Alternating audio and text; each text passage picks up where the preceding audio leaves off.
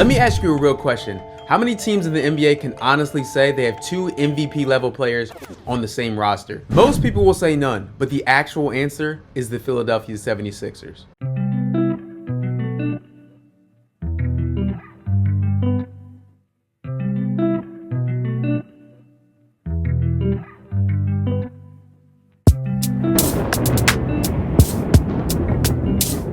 What's good, YouTube? Welcome to another episode of Wrong vs. Right. I'm your host, Jay. If you're new to the channel, be sure to subscribe below and hit that button. Today, we're talking about the two MVPs that are on the Sixers roster. That is Joel Embiid and Tyrese Maxey. Now, look, I know what you might be saying. Embiid isn't even eligible to win MVP this season because of the games he's missed. I mean, skill-wise, Embiid and Maxey have been playing at MVP levels, and they're both on the same team. Because if the NBA didn't have a games played requirement, we'd be talking about Joel Embiid and Tyrese Maxey as legitimate MVP candidates. Talk about Joel Embiid first. He's been playing great as of late. He just dropped 40 on the New Orleans Pelicans. Mind you, he's doing this at like 70 to 80% health. He still can't even jump really. Except for that one time against the New York Knicks where he almost posterized Mitchell Robinson, but Robinson got out the way. But don't let me tell it. Listen to Tyrese Maxey and how he talks about Embiid's overall game. There you go. Tyrese, I guess we'll start with Joel. Thoughts on his performance tonight? He's really good at basketball. Like really good though. Like he and I'm not trying to be funny. Like he's playing like the right way too. Like he's getting people involved, rolling. I think the biggest thing right now is his trust level in his teammates. Yeah, he put up 40, but like even like late in the game, he saw I had a mismatch with the big. Like waves me off, go space, hit a jump shot, run it again, mismatch with Zion. Go space, drive, kick, 3-ball for him. Like that's like real trust, and we appreciate him for that. For sure, but when you kind of look at the fact that he's had to go through so much in terms of like the injury department, for the fact that he's scoring 40 and kind of looking like his all-star self again. Like, right. And I know you always say he's good at basketball, but does even that surprise you a little bit? It's a blessing, man. Like he works hard. He's done a good job of getting his body right. He played more minutes than me tonight.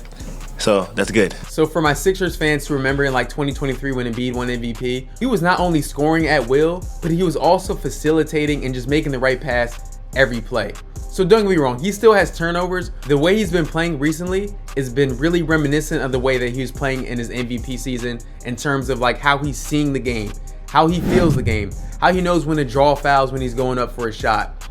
And just his whole timing, his overall feel for the game is just impeccable right now. And it's showing how skilled he really is. Doc Rivers, his former coach, even said that Embiid is the most talented player he's ever coached. And he's coached Giannis Antetokounmpo, Kevin Garnett, Paul Pierce, Rondo, all these guys. Very, very Hall of Fame player that I coached. Joel's the most talented player that I ever coached. And he was like, what? And I was like, he is. It's the things that you guys see and then the things you actually don't see in practice sometimes that he can do. It's incredible. It really is. Unfortunately for me, I never had him healthy once in the playoffs. He wasn't healthy last year. He wasn't healthy the year before. That's 5 years straight, I think. And if he ever gets to the playoffs healthy, especially they've added some big pieces here, they're going to be a dangerous team, but it always going to come down to that. And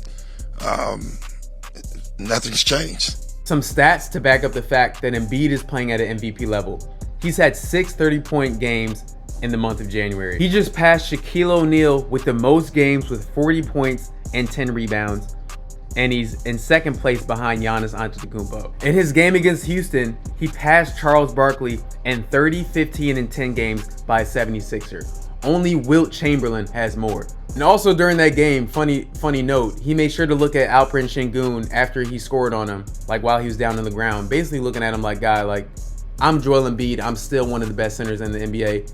Like, I respect what you're doing out here, but you're not on my level, kid. And I like Sengun, that's no disrespect to him. But Furkan Korkmaz, Embiid's former teammate, tried to say that Alperen Sengun is the best center he ever played with, when in reality, it's Joel Embiid, guys. And by the way, Embiid is doing this all with the backdrop of Paul George being suspended for 25 games. So amidst all this drama that's going on, Embiid is still hooping. Now let's get to the second MVP on the Sixers team. Tyrese Maxey. And this is a guy that actually has a chance to win the award. With Maxey, it's speed, confidence, shooting, and fearlessness. And here's the real issue that teams have with guarding Tyrese Maxey. It's the fact that they have to double team Joel Embiid, but that leaves guys open. One of the guys that could be open is Tyrese Maxey. So they have the best two-man game in basketball. The Embiid, Tyrese Maxey pick and roll, which I think Maxey kind of got from James Harden from his time here in Philadelphia. But the Maxey pick and roll with Joel Embiid is just flawless. They have it set up where Embiid sometimes throws the ball between his legs and Maxey catches it for a three. Or sometimes Maxey just hits him in the pocket, gives him a bounce pass, and Embiid has a wide open foul line jump shot. Because when Maxey comes off a screen, and if the guy that's guarding Maxey gets hit by that screen, you have to step up. Like Joel Embiid's defender has to step up and contest the shot because Maxey's that good of a shooter and that big of a threat. That leaves Joel Embiid wide open or with a smaller defender, which is a mismatch. And then Embiid can get his 15-foot mid-range right over the smaller defender and sometimes even get an and one. What I'm trying to say is these guys multiply each other. They make each other better.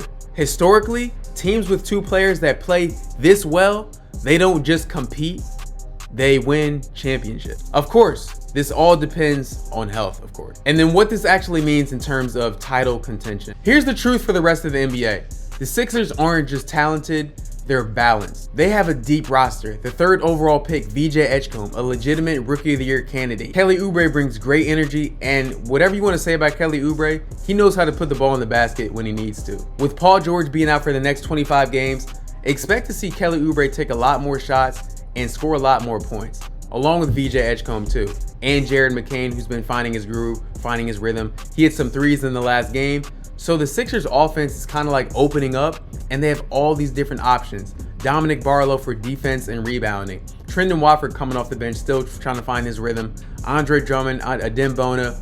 This team is deep. So when Paul George finally returns, he'll have about 10 games left before the playoffs to kind of get back in rhythm and kind of, merge himself back into the offense and defense. But in his absence, this may actually be a silver lining for some of the other guys to get more of an opportunity so they can have that experience, so when the playoff time comes, they'll be ready to go. Now look, I would prefer to have Paul George on the court. I'm a Sixers fan. I would prefer to have Paul George on the court. But you have to look at the bright side in something. This gives Kelly Oubre, McCain, VJ Edgecombe more opportunities to catch a rhythm offensively and lock in on defense. And then speaking of Paul George, Joel Embiid talked about the impact of losing Paul George. He said that what Paul George brings to the table, it can't be replaced. And I don't want that to go over Sixers fans' head, because I know it's popular to say that Paul George is cooked. He's robbing us of money. Now look, is Paul George playing at a $50 million level for an NBA player? Absolutely not. But let's not act like he's not a positive for this team, both on offense and defense. He's a guy that can get you a bucket when you need one and lock down the other team's best player when you need to. So if that's my third option, I'm cool with it. Is it worth $50 million? Probably not, but he's still a net positive. He's an asset for the Sixers team. So the big picture is that when Paul George comes back, in addition to the two MVPs on the roster in Joel Embiid and Tyrese Maxey, in addition to VJ Edgecombe, this team is going to be a legitimate title contender. Well, they are a legitimate title contender, but they're going to be scary in the playoffs, and no team really wants to see them when that time comes. This is a real championship window. But let me know your thoughts down below in the comments. Be sure to subscribe to the channel if you're new. Everybody can't be wrong. Everybody can't be right. I'm out.